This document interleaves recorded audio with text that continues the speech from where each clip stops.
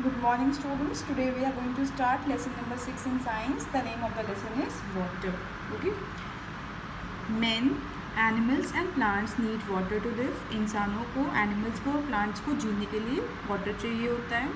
We need water to drink. हमें खाना बनाने के लिए, पीने के लिए, cook food, bath, नहाने के लिए and wash clothes. कपड़े धोने के लिए पानी चाहिए होता है. Water is used in, water कहाँ कहाँ यूज़ होता है? फार्म्स में. फार्म्स मीन्स खेतों में, factories, schools and offices also. Wild animals drink water from streams and reverse. Wild animals पानी रिवर्स से पीते हैं, नदियों से पीते हैं. Wild plants get water from rain. और जो प्लांट्स होते हैं उनको पानी कहाँ से मिलता है? रेन से मिलता है, बारिश से मिलता है. देयर रूट्स सक अप ग्राउंड वाटर. और जो पानी ज़मीन के अंदर चला जाता है, ग्राउंड वाटर जो होता है वो उनकी रूट्स पी लेती हैं प्लांट्स की. Sources of water. High mountain peaks are covered with snow. जो बड़े बड़े पहाड़ होते हैं, माउंटेन्स होते हैं, वहाँ पे स्नो होती है.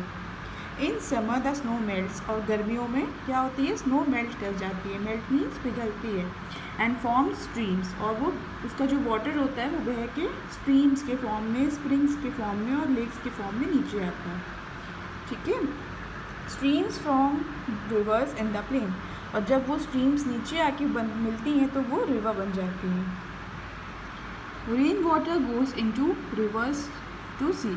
और जो रेन वाटर होता है पहले वो रिवर्स में जाता है, फिर वो सी में चला जाता है, नदियों में जाता है, फिर समुद्र में चला जाता है. It also collects in tanks. उसको कहाँ कहाँ कलेक्ट किया जाता है? टैंक्स में कलेक्ट किया जाता है, पॉन्ड्स में कलेक्ट किया जाता है एंड लेक्स में.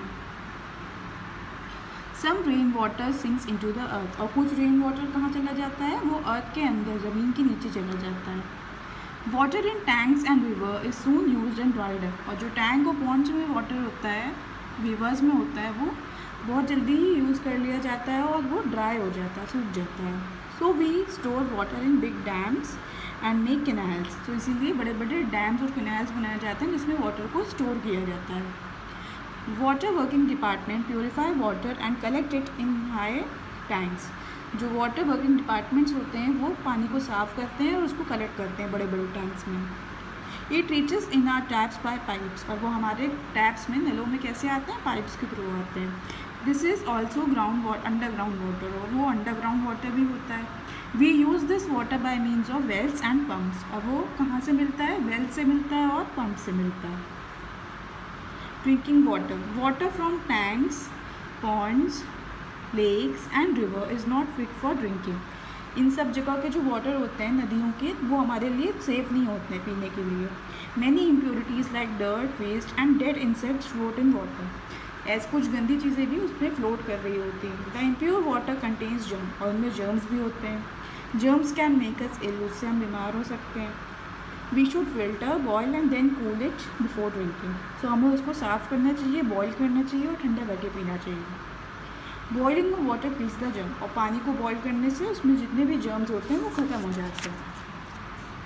इन cities chlorine is added to water to kill germs before it reaches our taps. और बड़े बड़े शहरों में क्लोरीन ऐड किया जाता है वाटर में ताकि वो सेफ़ हो सके पीने के लिए. It is safe to drink tap water. जो टैप वाटर होता है वो क्लीन होता है पीने के लिए. Always store drinking water in clean and covered vessels. हमें हमेशा जहाँ पे भी वाटर स्टोर करना चाहिए वो एक क्लीन और साफ़ बर्तन होना चाहिए और उसको हमेशा कवर करके रखना चाहिए. We should always keep our taps closed when not in use. और हमेशा अपने टैप्स को बंद रखना चाहिए जब उसका कोई यूज़ ना हो. Forms of water. Water is a liquid. Water क्या है? वो लिक्विड है. When water is cooled, it changes into ice. और जब पानी को बहुत ठंडा किया जाता है तो वो आइस बन जाता है. Ice is hard. और आइस क्या होती है? हार्ड होती है वो. It is ice is a solid. और वो सॉलिड होती है.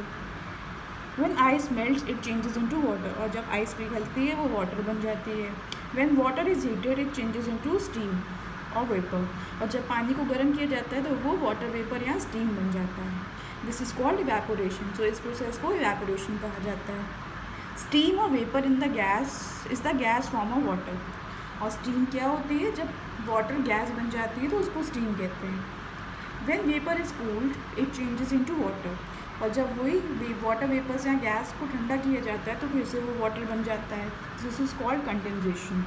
और उसको कंडेंसेशन भी कहा जाता है. This water has 3 forms. Water के 3 फॉर्म्स होते हैं: liquid, solid and gas.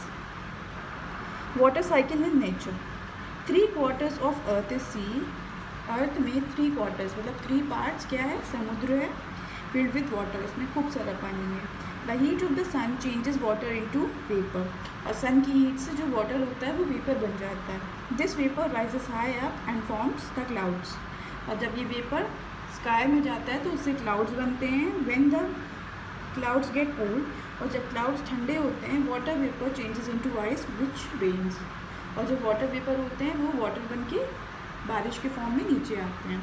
This rain water flows and reaches the sea through rivers, और फिर वो बारिश का पानी फिर फ्लो होके नदियों से फिर सी में चला जाता है। This water goes from sea to land, वो पहले वो समुद्र से लैंड पे जाता है, फिर लैंड से फिर से सी पे आ जाता है। It makes a water cycle, तो वो एक वाटर साइकिल बन जाती है। The water cycle is repeated year after year, और वो हर ईयर चलती रहती है।